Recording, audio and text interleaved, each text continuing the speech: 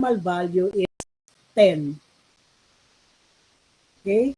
Yung ating tidal volume normal actually is merong 5 to 7, 7 to 9, or 8 to 10 ml per kilogram. Now, in your board exam, doon kayo kaagad mag-compute sa 10 ml per kilogram. Okay? So, tingnan nyo kung ano yung weight ng pasyente mo, weight in kilogram, tapos i-multiply mo into 10. Okay? Now, for question number 1, hindi naman iyon ang tanong. Hindi computation ng inyong yung inyong tidal volume based sa kilogram. Ang computation na hinihingi ay yung inyong tidal volume based from the minute ventilation and the respiratory rate given. So what will be your formula for this one? Given ang minute ventilation at given ang respiratory rate, what would be your computation formula? Okay, so you will use this one, 11 liters. Convert it to ml. So you have 11,000 ml per minute divided by 13 per minute. So that will give you 850 ml, correct? So I hope that you are computing and taking down notes of the correct answer. So the formula for your tidal volume with a given minute ventilation in RR is minute ventilation divided by the respiratory rate or the frequency. So that 11,000 ml per minute divided by 13 would give you letter C, 850 ml. Tidal volume lang, wala na yung minute. Nag-cancel out ka ng minute sa minute ventilation and sa breath. Okay? So answer for number 1 is letter C. That is your concept for your tidal volume computation. Concept number 2, what is the most likely problem to watch for in a patient with severe COPD who is receiving supplemental oxygen? A, pulmonary edema from oxygen toxicity. B, hypoventilation. C, retinopathy of prematurity, ROP, just before the exhalation started, yung oxygenation daw. And letter D, hyperventilation.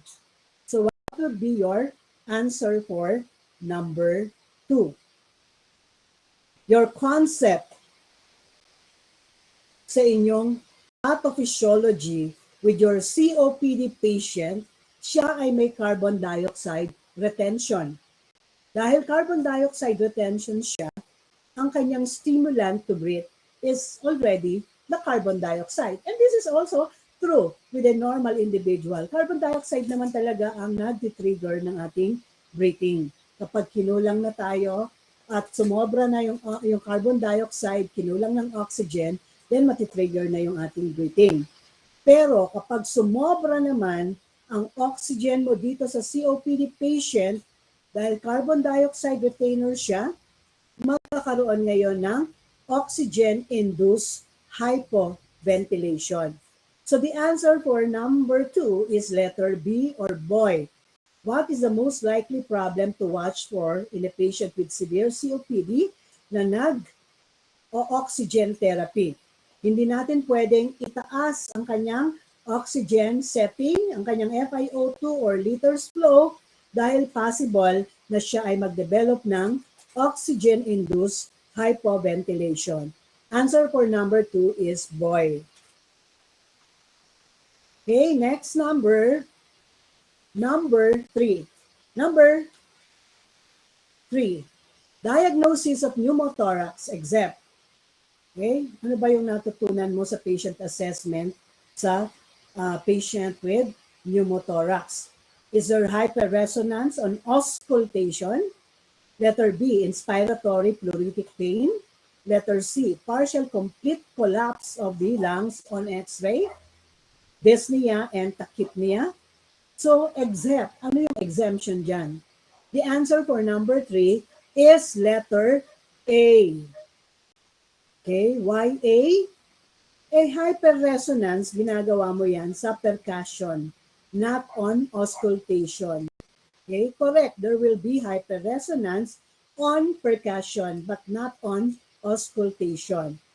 And yes, the pneumothorax has pleuritic pain, has partial or complete collapse of the lungs on X-ray, and the patient has difficulty of breathing or tachypnea. Okay, number 4, a patient sustained a phrenic nerve injury. During assessment, the RT would most likely find A. Asymmetrical chest expansion, B. Bradypnea, C. Inspiratory stridor, or D. Hemiplegia. Okay? So concept on phrenic nerve.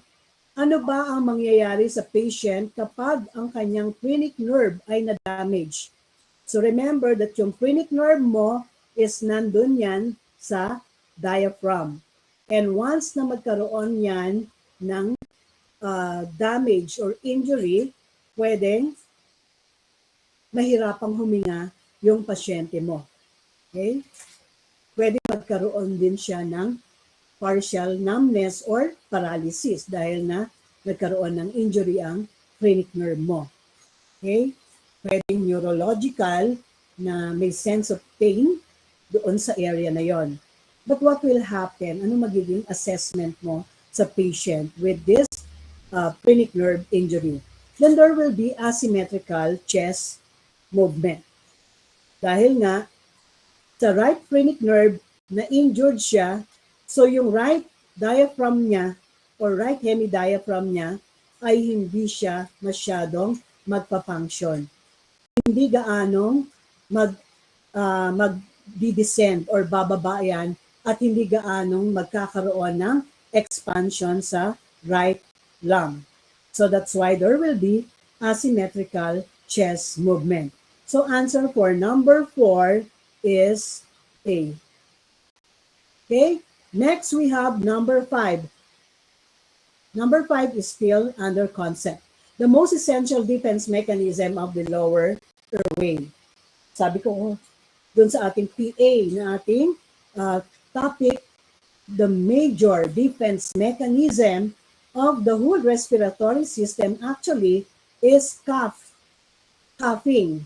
And furthermore, dito sa iyong question, in-identify pa niya most essential defense mechanism of the lower airway. Ang sneezing sa upper airway yan. Ang gag reflex sa upper airway yan. Ang vibrissae, yan yung buhok sa ilong sa upper airway yan.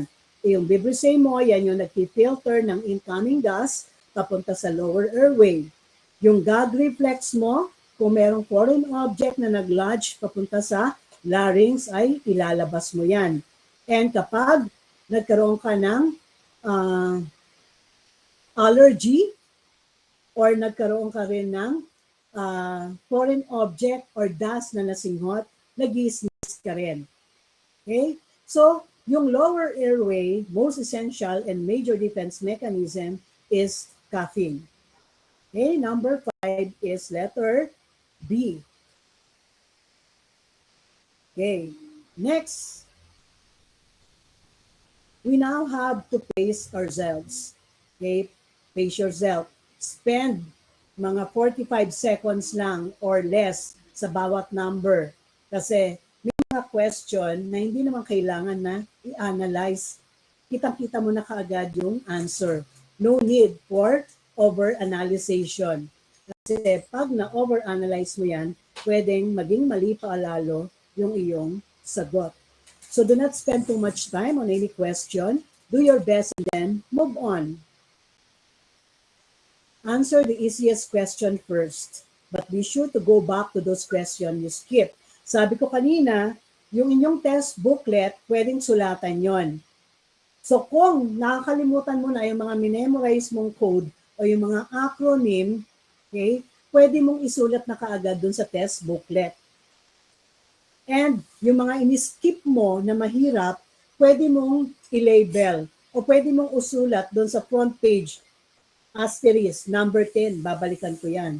Okay? Number 18, ang hirap sagutin. Babalikan ko yan. So, ibig sabihin, para i-ma-identify mo at mabilis yung oras mo na makatapos ka kaagad ng exam. You have to guide yourself and pace yourself nga. Okay, so are we communicating, sabi nung exam question. So make sure you understand what the question is asking. Be sure you are responding to the question that is being asked. Okay? So know if questions are set cascading. Pag sinabi natin cascading, ito yung may case presented, and then kapag mali yung answer mo doon sa una, pwedeng mamali ka na sa mga susunod na covered ng questionnaires na yon. So if there are reading passages, if the test requires you to read passages and then answer questions about what you read, then you read the questions first and you read the case thoroughly. By doing this, you will know what you are looking for as you read. This also helps you to go faster on the test and also look for clues in other questions that will help you with those items about which you are unsure. Minsan, you have to look for group of words. Baka nandoon yung clue o baka yung mga repeated option ay nane-neglect mo. Dahil pag may repeated na option, parehas lang yan eh. Ibig sabihin, mali parehas yun. Pwera na lang kung all of the above yung panghuling letter. Okay, for questions 6 to 9, a man in his 50s has history of chronic cough with expectoration for several years. This expectoration has gradually increased in severity, being present only in the winter month initially, but more recently lasting most of the year. Acute exacerbations with frankly purulent sputum have become more common. Shortness of breath on exertion has gradually worsened, with progressively limiting exercise tolerance. The patient is almost invariably a cigarette smoker of many years duration. Okay? So, question number 6. What is the most likely diagnosis of this client? Meron ka ng guide doon na meron siyang chronic cough and may sputum production. So alam natin na ang chronic bronchitis is the chronic cough for 2 to 3 months for 2 consecutive years. That is your chronic bronchitis. So answer for number 6, case presented is chronic bronchitis, letter C. Okay, next number, patient of this type would present with pagka-chronic bronchitic patient, usually, ano ba sila? Thin body build? Baka may PTB yan. Letter B, blue blotter ba sila? Oh, yes, blue blotter na ang ating chronic bronchitis. Pink puffer, yan ay para sa emphysema. And barrel-chested usually ay chronic asthma. So the answer for number 7 is blue blotter. Okay? Medyo thick yung kanilang chest area and body build and bluish yung kanilang color.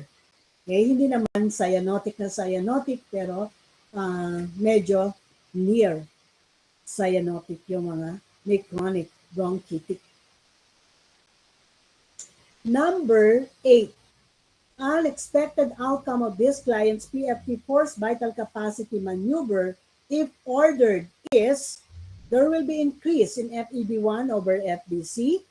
Letter B, decrease ang FEV1 over FBC. Letter C, vital capacity is nearly normal. Or letter D, not applicable. Actually, ang ating pulmonary tuberculotic patient, PFT rin siya. Okay, kung hindi pa talaga na-diagnose na finally na yan ay PTB, para malaman lang natin kung siya ay under dun sa infectious disease or interstitial disease, Okay? Yung vital capacity that is nearly normal is medyo applicable yan sa merong asthma. Now, kung increase ang FEV1 over FBC, sa chronic bronchitis, hindi pwede. Dahil ang kanilang flow rates ay mababa. So there is decreased FEV1 over FBC. Yung increase or normal FEV1 over FBC, pwede yan sa restrictive pa. So this is obstructive type, and the answer for number 8 is B. Okay, moving on to number 9. An arterial sampling on this patient will likely reveal each of the following finding, except, so kung chronic bronchitic patient yan, decrease ang kanyang PaO2, increase ang kanyang PaCO2, pwedeng increase ang kanyang bicarbonate. Ang pasyente mo ay pwedeng magkaroon ng respiratory acidosis, except letter D or DO, normal PaCO2. So normal, hindi pwede. Exemption yan. Number 9. Okay? So the validity of statement. For the validity of statement, you have to look for global qualifiers in the choices and also dun sa ating correct answer. So, what are these global qualifiers? Yung mga global qualifiers natin, ito yung statements that will begin with or nandoon sa kanyang sentence yung word na always, never, none, except, most, all, absolutely, only, or least.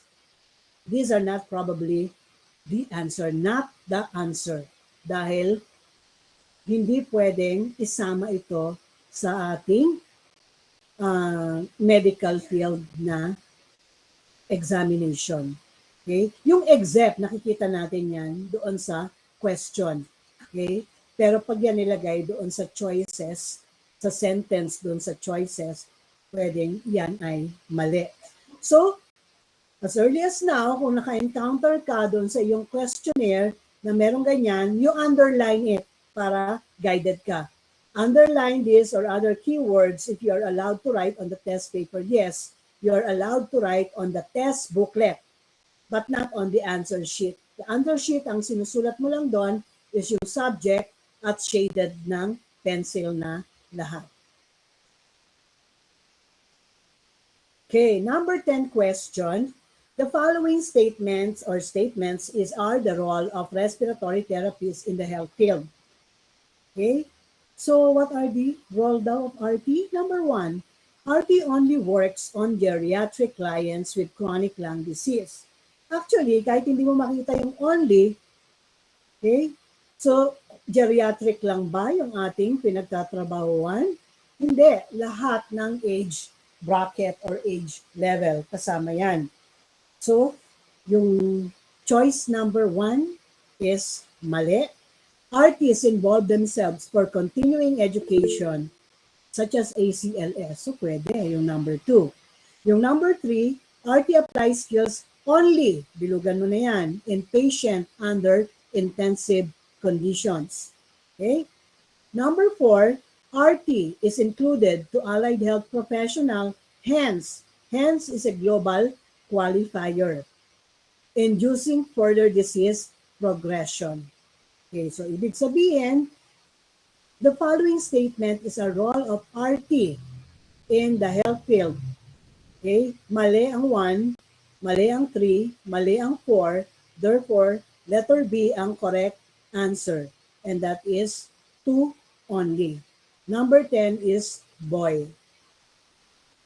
Okay, number 11. The following statement is true about the scientific basis of pulmonary rehabilitation. Ano nga ba yung mga scientific basis ng ating pulmonary rehabilitation? Okay? So 1, quantifying of physiologic impairment is unnecessary.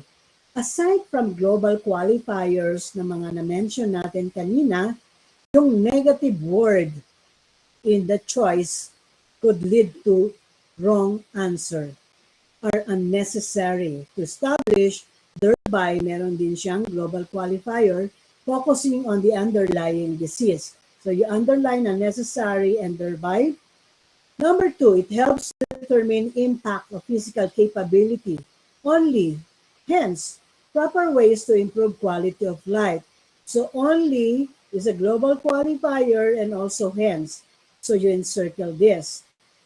Number three involves three sciences. The clinical, the ethical, and the emotional. Okay na sana pero naglagay siya ng hence. Hence, helping clients to improve his or her health. Okay? Number four, demonstrating a pulmonary rehabilitation is inefficient to client with COPD. Again, the use of negative word in the choice will make it wrong choice. Okay, but ano ba yung ating tanong? The following statement is are true about the scientific basis of pulmonary rehabilitation except. True ba lahat ito? Hindi. Kaya lahat yan ay exemption. So 1, 2, 3, and 4 are not true and are all exemption. So the answer for number 11 is A. Okay, tama pa ba yung inyong mga sinasagot dyan? Look for the central idea. So, kapag nakita mo yung pinaka-central idea, guided ka na kung ano yung iyong isasagot. Dahil alam mo na yung pinaka-main point. Ano ba yung main point ng question? Will it cover the indication, the goals, the contraindication? Tungkol ba sa procedure yan? Tungkol ba sa parts ng machine yan? Causes or results? Okay? So what is the main point? For number 12, when assessing a patient after a treatment, you note a significant deterioration in vital signs. The most appropriate action in this case is to, ano ba yung ating main point dito? Okay, most appropriate action mo. Pag nagkaroon ng deterioration sa vital signs. Signs yan, lahat ng vital signs ay may deterioration. So what would be your action? Okay? A, call for the institution's rapid response team. B, report the findings to the next shift of respiratory therapy staff. Itatagal pa tayo. Letter C, chat the findings as an unexpected response to therapy. Okay, bakit chinart mo lang? Okay, hindi mo in-endorse. Letter D, orally communicate the findings to the patient's physician. Okay? So para saan? So ang pinaka-immediate na dapat mong gawin, appropriate action is to call for the institution's rapid response team para mag-alarm na kaagad yung nurse ng code blue dahil nagde-deteriorate yung kanyang vital signs. So all the medical team should be prepared. So answer for number 12 is A. Okay, so what is the main point here? Chest percussion in physical examination is done with the aid. So are we communicating? Chest percussion to sa physical examination. Hindi ito chest percussion para doon sa ating chest physiotherapy. Iba yon, yung pang bronchial hygiene, yung pang chest percussion, chest vibration, iba yon. This one is for physical examination. Ano ba ang ating ginagamit dyan? Is it the stethoscope? Hindi. The palm? Hindi rin. Mechanical percussor? Hindi rin. Yung stethoscope ginagamit mo for auscultation, yung palm para sa tactile premitus test, yung mechanical percussor, ginagamit mo yan sa chest percussion ng pang chest physiotherapy. So, letter A is the correct answer for number 13. Number 14, Mycobacterium tubercle droplet nuclei that can reach the alveoli. So, direct naman yung question eh. No need para sa main point. Ang tanong, ano yung tubercle droplet nuclei? Is it A, 0.25 to 1 micrometer? Letter B, 1 to 5 micrometer. Letter C, 5 to 10 micrometer. Or letter D, 10 to 15 micrometer. So according to your EGANs, according to the book, yung 0.25 to 1 micron actually is a particle size that can pass through in and out of the lungs. So papasok lang yan, it will go with the inhalation and will go out with the exhalation. Dahil masyado siyang maliit, para lang siyang pasok at labas. While yung 1 to 5 micron has the tendency to reach the lower airway and reach the alveoli. Yung 5 to 10 micron ay masyado nang malaki yan. Hanggang doon lang yan sa mouth and even the 10 to 15 micrometer. So the answer for number 14 is letter B or boy, 1 to 5 micrometer. Number 15 natin is using a polite words will always be correct. So kailangan positive thoughts, positive yung dating ng ating choice. Number 15, which of the following statements will not be used for therapeutic communication? How things are going on today? Okay? So pwede rin, kaya lang, ang tanong is, will not be used. Letter B, I'll sit with you. Yes, ginagamit yan for therapeutic communication, pero ang tanong, will not be used. Letter D, how are you feeling today?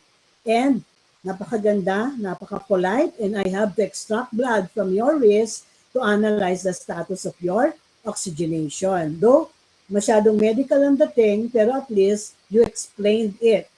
Okay? So, ang pinaka-unpolite na question is a question that will start with why. Ang why daw in a mentally ill individual or mentally ill na patient is very interrogative. Kaya wag kayong magtatanong or mag-i-interview using why na question. You have to rephrase it. Use either how, what, when, where, instead of why. Why is not a good question for this anxious patient, for this depressed patient, for this mentally affected patient. So number 15 answer is letter C. Okay, number 16. By this time, you are already saturated with the questions given dun sa inyong exam. So, baka makalimutan nyo na yung mga minemorize yung mga code at saka mga acronyms. So, dump information. Quickly write down all information that you feel and fear you will forget or confuse during that class or exam. Okay? So, sinulat mo na ngayon dun sa test booklet mo yung mga values, kunwari, ng iyong lung volume and lung capacity, 6.48, 0.66, 4.8, 3.6, 2.4. Okay, so may corresponding na lung volume yan. APA, LM small para dun sa yung bronchopulmonary segments, APA C-salt para sa cranial verb, OOO, TTA, FAG, VA, and then meron ka rin sa ECG, nagbigay ka ng iyong code doon. Aerosol therapy goal, gumamit ka ng high rev IMC PEC, NATH, aerosol therapy hazard, swelling of dry butane secretion, precipitation of bronchoconstriction, fluid overload, and contamination, di ba? So memorize mo lahat yung iyong code, pero baka na-oversaturate ka na dun sa question, kaya i-dump mo na kaagad dun sa test booklet. Pwede mong isulat dun yan. Okay, so think clearly and think likely. Okay, mark an answer for every question. If you have to guess, pwede daw yung length of choices can be a clue. Choose the longest. If two choices are similar, choose neither. Kung ano yung pinaka-polite no sentence or wordings, yun ang gamitin mo, yun ang i-choose mo. If two choices are opposites, of course, choose one of them. And the most general alternative is usually the right answer. Okay? On guessing, always guess when there's no penalty for guessing or you can eliminate option. Okay? You guess kung hindi mo talaga naaral yung question na yon. Use hints from question you know to answer questions you do not know. Change your first answer only on your test booklet. Sabi nga natin, no erasure on your ID sheet and on your answer sheet. Okay, so strategies for answering difficult questions. So, ano yung mga difficult question na to? Ito yung mga question na merong double negative. Okay? And also, we should apply yung ating process of elimination. Okay, so if you can eliminate two wrong answers, syempre 50-50% correct ka na. The right answer is greater. So try to supply your own answer before choosing an alternative listed on the test. Minsan naman ay merong umbrella technique. So pag tinignan mo lahat ng choices, pare-parehas na sign yan. Ito, symptom to. So yun yung mali. Okay? Pare-parehas na indication yan. Ito, pang-complication. Yun yung mali. Most probably. It has the word association also. Kung yan ay para sa gumamit ng word ng mga breathing, gumamit ng mga instruments, then may word association yan dapat. Number 16 question. Aims of dyspnea relieving positions will not include. So we are talking about breathing. So ano ba yung aim pala ng dyspnea relieving position? A. Promoting a relaxed pattern of breathing if possible. Yes, para sa breathing talaga yan, and it promotes relaxed pattern. So habang nag-exam ka, pwede mong kausapin yung sarili mo para ma-encourage mo yung sarili mo at hindi ka antukin. Dahil maraming question yon and minsan mahaba yung bawat question sa isang number pa lang, isang page na. Sa isang page, dalawang number. May mga ganun na question. Sobrang haba. Okay, so letter B, prevent further exacerbation of dyspnea. So about sa difficulty of breathing din yon and parang tumatama. Letter D, decrease anxiety during attacks of hard breathing. So about sa breathing din. Ang question is, will not include. Of course, yung letter C, mobilize the upper chest muscles. So when you mobilize the upper chest muscles, nag-exercise tayo ng chest, ini-incorporate natin yung breathing. Okay? So, yung relieving position for this dyspnea will not be talking about yung sa exercise. Okay? So, answer for number 16 is letter C. Okay, number 17. Inspection includes all of the following observation. Kung ano ba yung mga ini-inspect natin? Patient's color, yes. Clubbing of the digits, yes. Nasal flaring, yes. Pulmonary edema, yes.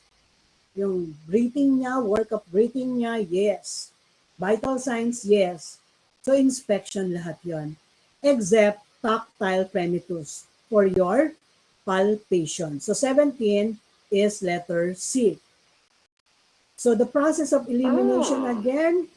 So, I know C isn't the answer. Do not erase. Dapat talaga doon ka sa test booklet mo na magsulat and final answer on your answer sheet. Give each option a question true or false. Tama nga ba ito o mali? Okay, kausapin mo sarili mo dyan. Number 18. So it is the general aspect of patient care. The safety with the proper mechanics of moving the patient and doing all you can to treat the patient. And it resembles the Hippocrates ethical principle of, okay, ano dyan? Principle of doing no harm. So the answer for number 18 is letter A. Do no harm for your patient care safety.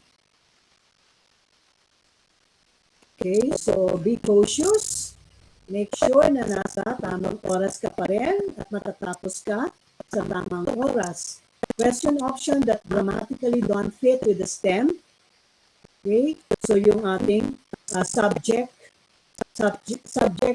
verb, and other sentence agreement, dapat check natin yon. Question option that are totally unfamiliar. Okay? So dapat ma-eliminate natin yung choice tungkol doon. Number answers naman, usually pagka merong question tungkol sa computation, hindi nilalagay sa letter A. Kadalasan. Okay? Kadalasan lang. But you really have to compute. Pero kung hindi mo talaga alam, then gamitin mo yung test-taking strategy mo. Baka nga nasa gitna. Okay? You toss out the high and low and consider the middle range number. Now, number 19, a 55-year-old patient who has been smoking a pack and a half of cigarettes a day for 30 years already. So what is the smoking history? So yan, siguro alam mo naman yung formula ng ating factors of smoking as we have discussed in our patient assessment. That is the number of packs per day times the years of smoking. So yung years of smoking niya, 30. Ang pack per day niya is 1.5. So that is 1.5 times 30. Then the answer for number 19 is letter C. Okay? Number 20. The RT must consider a personal space during patient assessment to prevent airborne contamination. The space must have a distance between, alam naman natin yung concept niyan. Okay? So yung social space, 4 to 12 feet yan. Ang personal space na tinatanong dito ay yung letter B, 2 to 4 feet. Yung 1 to 2 feet is what we considered as intimate space. Okay? Look-alike option. So probably one is correct kung halos magkaparehas sila. Choose the best but eliminate choices that mean basically the same thing and thus cancel each other out. For number 21, right brainstem bronchus except. Okay, ano nga ba yung description natin ng right brainstem bronchus? Ang right brainstem bronchus natin, mas malaki siya, wider siya, mas maikli siya dahil nga mas malapit siya. So yung ating aspiration is more on the right. And what more, mas nakatayo siya. So, more vertical. So, number 21, except letter C, more horizontal. So, 21 is letter C. And then we are now going to tackle about the difficult questions. So, the difficult questions, ito yung nag-create ng equivalent na positive statement. There are two negative na words doon sa sentence, doon sa question. Okay, so double negatives, kaya kailangan nating kunin yung kanyang positive. Eliminate mo yung dalawang negative para maging positive siya. Okay, number 22. Which of the following is or not oxygenation parameter except not is a negative and except is another negative, double negative. So the question now would be, which of the following is oxygenation parameter? Which of the following is our oxygenation parameter? And the answer for number 22 is D, all of the above. Kasi nga, AA gradient, alveolar, arterial, PO2 gradient yan, oxygenation yan. PaO2, yes. Ito yung ating PaO2 over FiO2 ratio that is also for oxygenation. So, all of the above. In-eliminate mo yung not at saka yung except. Lahat ito ay oxygenation parameters. Okay. Number 23. Tracheal intubation may not be, binugan mo yan, immediately confirmed by except another negative. So, pag kinuha mo ang positive na sentence dito, tracheal intubation may be immediately confirmed by. So, gawin mong positive. Tracheal intubation may be immediately confirmed by A. Bilateral breath sounds over the chest. B. Visualization of tracheal rings through the tube. Chest x-ray yan, no? C. Symmetrical chest movement. Nagpalpate ka pa. Or letter D. The presence of condensate inside the tube. Pag-intubate sa patient, makikita mo na kaagad, immediately, makukonfirm mo na yan ay correct intubation, correct placement. Dahil makikita mo na magmo-moisten yung kanyang tube. May condensate doon. Ibig sabihin, yung air, yung exhalation na nilalabas ng pasyente would cause condensate on the tube. So, nasa correct placement siya. Itong A, B, C, lahat din yan ay for confirmatory na correct intubation. Pero ang tanong is immediately. So the answer ng number 23 is B. Number 24. Okay, can you do it? Which of the following chest assessment procedures would not help, encircle it, help to determine whether an endotracheal tube has been properly positioned in a patient's trachea, except. Okay? So, pag pinasitive mo yan, pag ginawa mo, which of the following chest assessment procedure would help to determine whether an endotracheal tube has been properly positioned in the patient's trachea? So ano pa ang makakatulong mapag-assess mo ng chest niya na yan ay nasa proper position? 1. Percussion. 2. Auscultation. 3. Inspection. 4. Palpation. A. Combination of 1 and 2. B. 2 only. Letter C. 4 only. Or letter D. 1, 2, 3, and 4. And the answer for number 24 is only for the use of your stethoscope. Auscultation. So 24 is boy. Okay, tumatama ba yung inyong mga sagot? Because nagra-rationalize kayo by this time. So dapat nagra-rationalize kayo. When we say rationalization, bakit? At paanong iyan ang sagot?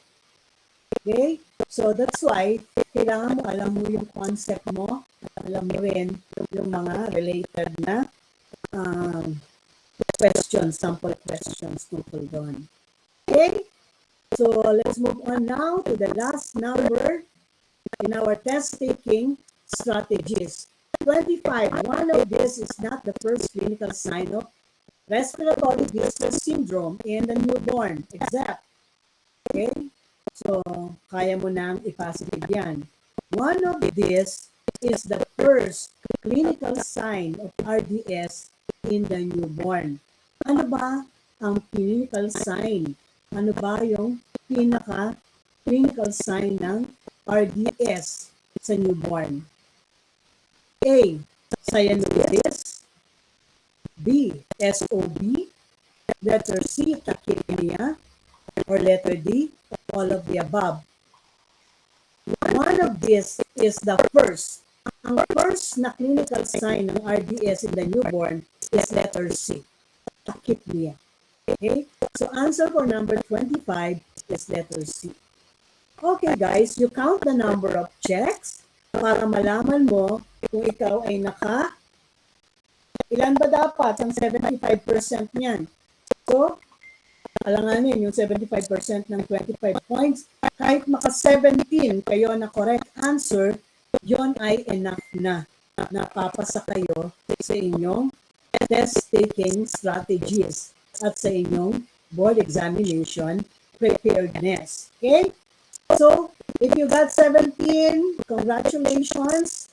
If you got 13, nasa above 50% ka, still congratulations dahil baka ibaba ng board members sa 50% passing rate ang ating PRC board exam. Pero paano kung hindi? E di, nandun ka sa lower half or nandun ka sa failing rate or failing percentage ng ating board exam. So just make sure that you understood your test taking strategies and you have reviewed well, prepared well for your board exam. So echo options, if two options are opposite each other, syempre chances are isa doon ang tama.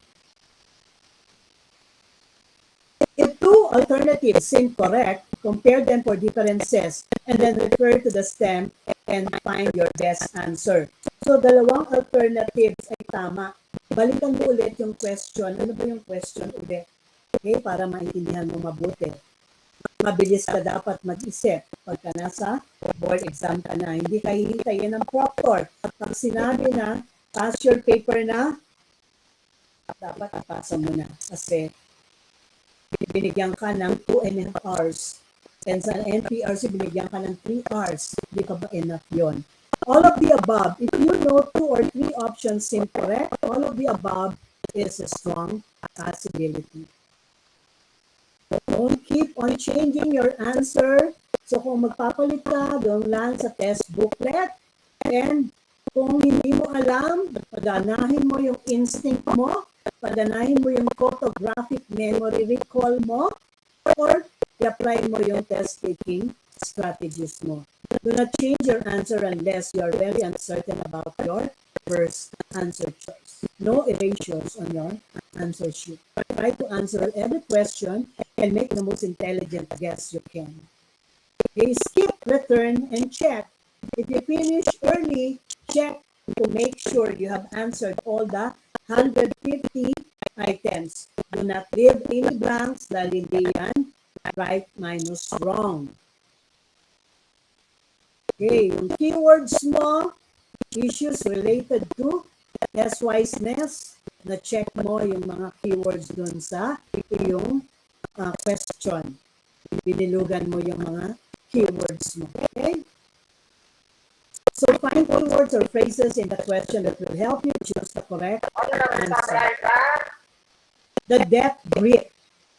Okay, for the death grip, dahil sobrang tagal mo nang nag-e-exam for 1 hour pa lang, ang sakit na ng kamay mo dun sa pencil eh. Kasi, di ba, control mo yun dapat.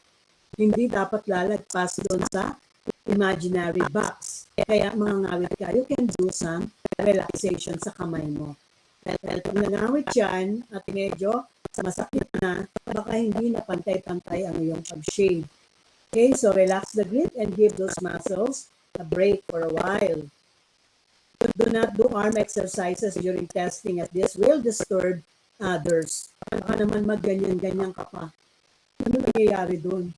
Sabihin ng ibang nag-exam and papagalitan ka ng proctor. You have to transcribe carefully. But not, hindi naman yan essay eh. You really have to shade carefully. Okay, so masakit na yung kamay mo. It's a matter of time. Okay, kaya nga, gawin mo na kung ano yung technique mo. 10 question, tapos transfer yung answer mo doon, final answer doon sa answer sheet para hindi yung buong 1 to 150 ang ita-transfer mo. If any time remains, spend it on those questions about which you know nothing or almost nothing. As you go back through, do not change all answers. Okay, remember, your first guess is usually right, and that is instinct. It's about time, sabi na nung proctor mo. So, don't worry if you're the only one left in the room. As long as you're finishing the exam according dun sa schedule na given, and merong allowance sa 30 minutes, okay na yun. Huwag ka namang kabahan masyado na lagi ikaw ay huling magpapasa. So, tingnan mo yung proctor, yung kanyang facial expression, kung naiinis na ba siya or nababad trip na siya sa'yo. Okay? Baka mamaya lukutin niya yung papel mo.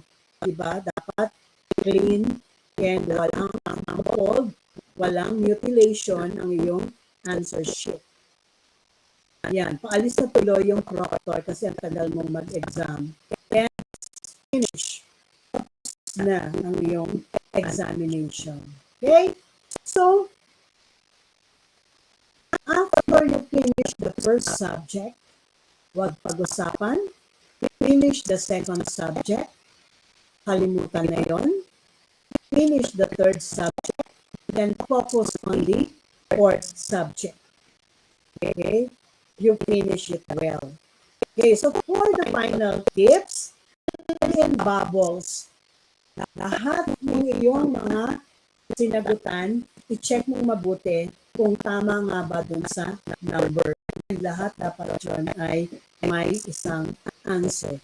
Shade neatly, double check the test number in your test booklet against the answer sheet every few questions to be sure you haven't gotten on the wrong number.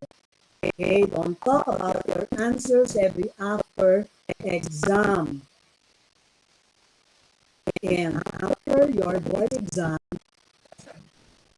nagdadasal ka na during your preparation, nagdagdagan mo pa ng dasal for the good results of your examination. Okay? So, habang hinihintay natin yung result ng exam, you rest. Don't bother yourself doon sa magiging result na dahil tapos na. Okay, you have to face the consequences ng iyong preparation. Kung ikaw ay nagkulang sa preparation, then you will feel tense dahil baka sumabog ka nga. Pero kung ikaw ay well prepared, you will feel relaxed dahil iniisip mo, ikaw ay papasa. If you have applied our board examination preparation, nagawa mo lahat ng tama, yung pag-fill up ng ID at ng answer sheet, walang marumi doon sa ID and answer sheet mo, huwag kang kabahan dahil papasa ka at well prepared ka sa knowledge, sa iyong skills. Okay? So, may Allah bless you with success. May Allah answer all your prayers. Guys, good luck sa inyong board exam. This is my last day of lecture sa inyong grupo with the UC. So I hope that you have learned something or you have learned a lot from our patient assessment and our testmanship, board examination preparation, and yung ating test-taking strategies. Okay? Eto na ngayon. So after lahat niyan, at ikaw ay nagpapahinga na, mababasa mo na ngayon sa Facebook at sa PRC website. Respiratory Therapist Board Exam Results, February 9, 2023. Here is the list of passers. Okay? Will your name appear on the list of passers? Okay? Dapat nandyan. Nandyan. Kasi nga, ikaw ay nag-prepare at ikaw ay nakinig ng mabuti sa lecture at in-apply mo lahat yan sa clinical practice at sa iyong pag-e-exam ng mga sample questions. Okay? Guys, as a final tip, basahin yung mabuti yung inyong pursing. Lagi namang lumalabas yon sa board exam. Okay? Huwag mo nang basahin pa yung libro. Basahin mo na yung sample questions ng inyong pursing. Basahin nyo na yung sample questions ng inyong sales and yung catering and also your e-guns for the concepts. Okay? So, habang naghihintay kayo ng inyong lecturers, wag lang kayong umasa sa lecturer lang. Kasi 60% ng success nyo will depend on you. Kung paano kayo nagpo-focus, nagko-concentrate. After the lecture, babalikan mo ulit yan, babasahin mo ulit yan, and then hahanap ka ng sample questions doon para ma-practice mo kung tama nga ba yung na lecture at yung nabasa mo na mga concepts and theories. Okay? So continuously na kailangan mong magbasa. Araw-araw, you give at least 2 hours per day sa pagbabasa at pagre-review aside from the lectures na binibigay sa inyo ni Sir Kaf. Okay? Aside from the lecturers na nagbibigay sa inyo ng kanilang mga knowledge. So dapat sa sarili mo, ikaw ay nag-aaral pa rin on your own to help yourself na mas marami kang mabasa, mas marami kang maintindihan, mas marami kang isasagot sa board exam. Hindi natin alam kung ano ang lalabas doon sa board exam. Sabi ko nga, doon sa board exam, for every subject, meron siyang 500 questions. So, ang board members natin, nagbibigay sila ng 500 questions for every subject. Merong pool of questions doon. And then, magseselect ang machine base doon sa binigay ng board member na kanilang mga questions. Okay? So, pipili yan ng 150 items para sa diagnostic, 150 questions para sa pathophysiology, respiratory care, and NPRC to have a total of 600 questions.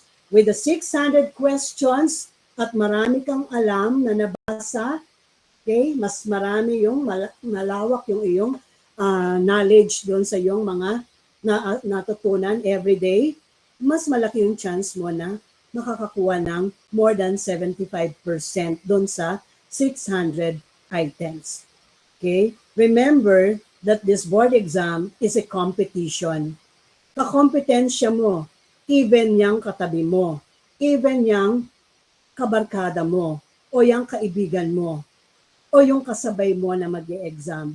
Lahat yan kakompetensya mo. Kaya paramihan kayo ng alam, paramihan kayo ng isasagot na tama doon sa board exam. Okay, so you prepare well, study well, concentrate, and focus on your review. Kung doon sa mga sample questions na pinapractice mo, mababa na yung nakukuha mo, less than 50%, mag-aral ka pa ng mag-aral. Increase mo into 3 hours ang iyong pagbabasa. Kasi kulang pala yung 2 hours. 3 hours na nag-aaral ka per day, tapos nagpa-practice ka ng exam, less than 50% pa rin, increase mo to 4 hours. Okay. Hanggang makuha mo yung more than 50% or 60% doon sa iyong practice exam. Okay guys? So study well, aralin yung mabuti, master your pursuing, okay? Practice your sample questions for sales, catering, EGANS, and other NBRC, CRT, and RRT exams. Okay? So, good luck guys. I hope na nandito, kunwari sa 763 out of 1,109 examinees successfully passed the RT licensure exam given on February 5 and 6, 2022. Okay? So kung mag-appear dyan ang inyong pangalan, then ready ka na for your Hippocratic oath dahil mag-oath taking ka na sa PRC ng iyong successful na examinees. Okay? So good luck, all the best. Gawin lahat ng makakaya, magsunog ng kilay sa pag-aaral para makuha natin ng isang take lang ang board exam. Okay guys, to God be all the glory. This is your lecturer of PA and testmanship, Lisa Parel. Bye-bye guys. Thank you very much.